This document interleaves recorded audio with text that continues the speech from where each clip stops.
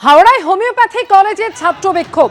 কলেজের শিক্ষক শিক্ষিকাদের কাছে টিউশন নিতে হবে, বই কিনতে হবে নির্দিষ্ট পাবলিশারের থেকেই, না হলে পরীক্ষায় ফেল করিয়ে দেওয়া হবে। এই অভিযোগ তুলে বিক্ষোভে ছাত্রছাত্রীরা। মহেশ ভট্টাচার্য হোমিওপ্যাথিক কলেজে উত্তেজনা তৈরি হয়, তদন্তের আশ্বাস কলেজ অধ্যক্ষের।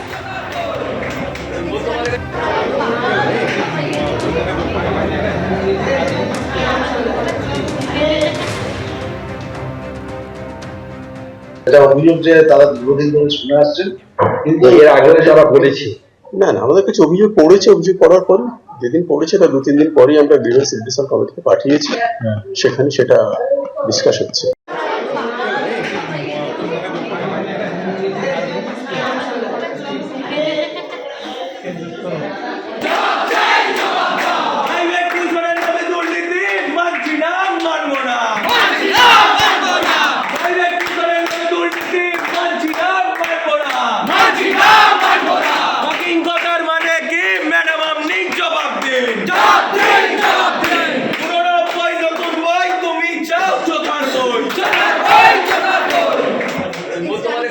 নোংরা জলকে শোধন করে পরিশ্রুত জল, আর সেই জলকে দৈনন্দিন কাজে ব্যবহার।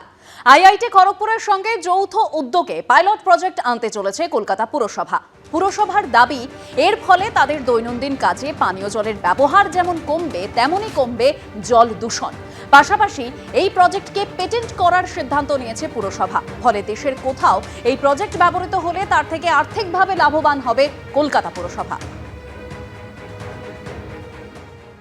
নোংরা জল কালেক্ট করে দিয়েছিলাম খড়গপুর আইআইটিতে। আমরা দিয়েছিলাম এই ভেবে যে আমরা ড্রেনেজের জল, যে নোংরা জলটা, এটাকে পরিষ্কার করে এই জলটা খাওয়ার জল ছাড়া বাকি সব জায়গায় ইউজ করব। সেটা ওনারা প্রথম দ্বিতীয়বার টেস্ট করে সেটা হয়ে গেছে। আমরা বলছি যখন এই কনসেপ্টটা আমাদের পৌরসভা আর খড়গপুর আইআইটির সাথে আমরাই করছি, তাহলে কলকাতা পৌরসভা প্যাটেন্ট নিয়ে নেবে। তৃণমূলের পঞ্চায়েত প্রধানের জাল ওবিসি সার্টিফিকেট। মালদার হরিশ্চন্দ্রপুর গ্রাম পঞ্চায়েতের প্রধানের জাল সার্টিফিকেট। পঞ্চায়েত ভোটে কংগ্রেসের টিকিটে জিতে তিনি তৃণমূলে যোগ দেন। ওবিসির জন্য সংরক্ষিত আসনে গ্রাম পঞ্চায়েত প্রধান, আর এরপরেই পঞ্চায়েত প্রধানের বিরুদ্ধে পরাজিত তৃণমূল প্রার্থীর মামলা। এই সম্পর্কে বিস্তারিত জানবো। করুণাময় সিংহ এই মুহূর্তে রয়েছেন টেলিফোনে। করুণাময়, অর্থাৎ খোদ পঞ্চায়েত প্রধান তিনি জাল ওবিসি সার্টিফিকেট দিয়েছেন, ঠিক কি অভিযোগ উঠছে তার বিরুদ্ধে? দেখো, এটি হরিশ্চন্দ্রপুরের রশিদাবাদ গ্রাম পঞ্চায়েত, সেই গ্রাম পঞ্চায়েতের ঘটনা। লাভলি খাতুন এই গ্রাম পঞ্চায়েতের প্রধান, তার বিরুদ্ধে অভিযোগ উঠেছিল যে তিনি জাল সার্টিফিকেট, যে জাতি শংসাপত্র, সেটা জাল করেছেন। এবং এই অভিযোগ প্রথমে ব্লক দপ্তরে এবং এসডিওর কাছে করা হয় এবং তারপর হাইকোর্টে মামলা হয় এই বিষয়ে। হাইকোর্ট এই বিষয়ে এসডিওকে 6 মাসের মধ্যে তদন্ত করে রিপোর্ট জমা দিতে বলেন। সেই মোতাবেক এসডিও তদন্ত শুরু করেন এবং এসডিও যে বিষয়গুলি তার চিঠিতে উল্লেখ করেছেন সেখানে হচ্ছে যে এই লাভলি খাতুন যাকে বাবা হিসেবে পরিচয় দিয়েছেন সেটি ভুয়ো। এমনকি যাদের সাক্ষ্য এই সার্টিফিকেটের জন্য প্রয়োজন হয়েছিল বা তিনি দিয়েছিলেন, সেই সাক্ষ্যগুলোর মধ্যে 10 জনের মধ্যে 8 জন যারা অভিযোগ জানিয়েছিলেন এসডিওর কাছে, তারা এই সিগনেচার করেননি।